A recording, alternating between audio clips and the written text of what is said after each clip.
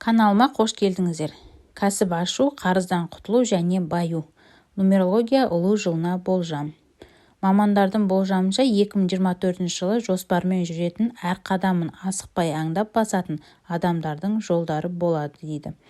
Жыл ұраны асықпай аңдап басу.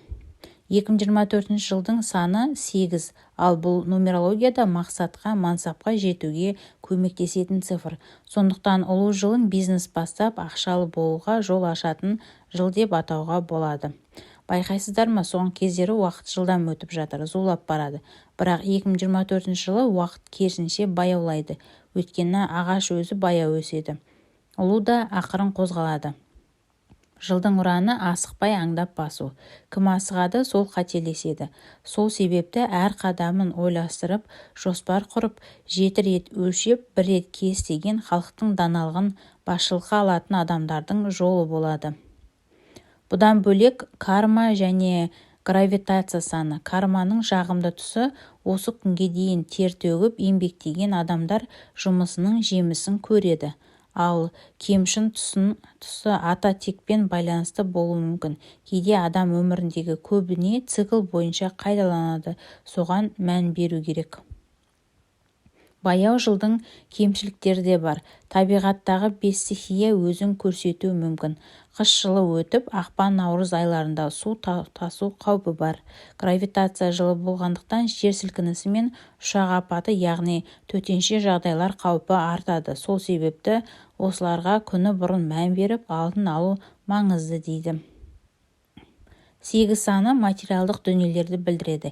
Яғни адамдар рухани баюдан гөрі тұрмысын жақсартуға, кредиттерін жауып, депозит ашуға, кәсіп бастауға мән береді. Көбінің зейіні соған ауады. Мысалы, өткен жылы махаббат, отбасылық, бақыт, шаңырақ көтеру жылы болса, 2024 жыл ақша, мансап, бизнес жылы болады.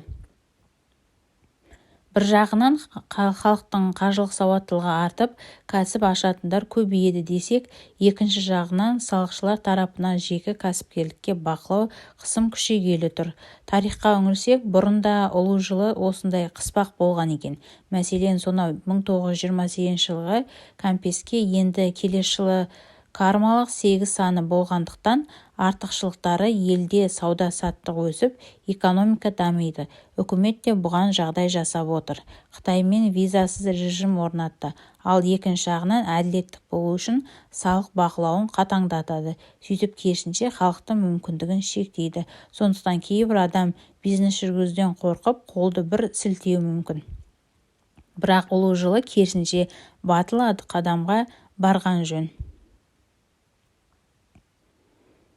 Дүниеге келген жылы, ұлу жылы кімдер үшін табысты? Дүниеге келген жылы 4-ке аяқталатын. Мысалы, 1964, 1974, 1984, 1994, 2004 жылдары туған адамдар үшін ұлу жылы жайлы, жеңіл өтеді.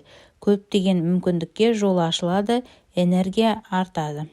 Ал туған жылы 0 мен 1-ден аяқталатын 1990, 91, 2001 жылы адамдар үшін 24 жылы баю жылы. Кейбіреулері баспана болады, кәсіп ашады, қызметі өсіп, жалақысы көтерілуі мүмкін. Сондай-ақ туған жылы 5, 6, 7 сандарына бітетін, мысалы 1985, 86, 87 жылы азаматтар үшін келесі жыл өте ресурсты болады. Яғни олар білім алады, жан-жақты дамиды, денсаулығы жақсарады. Нумерологтардың болжамына 2024 жылы әлемдегі текетірес әлі де сақталады. Жылдың матрицасында 4 саны тұрғандықтан аздаған агрессия болады, бірақ 2025 жылға қарай геосаяси шиеленіс бәсеңдейді. 2024 жылдың бірінші жартысында елдер арасындағы қақтығыс әлі де сақталады. Ал екінші жарты жылдықта, яғни 25 жылға жақындағанда жағдай тұрақталып, тынышталады. Сондықтан келесі жылды 2-ге бөліп қарастыруға болады.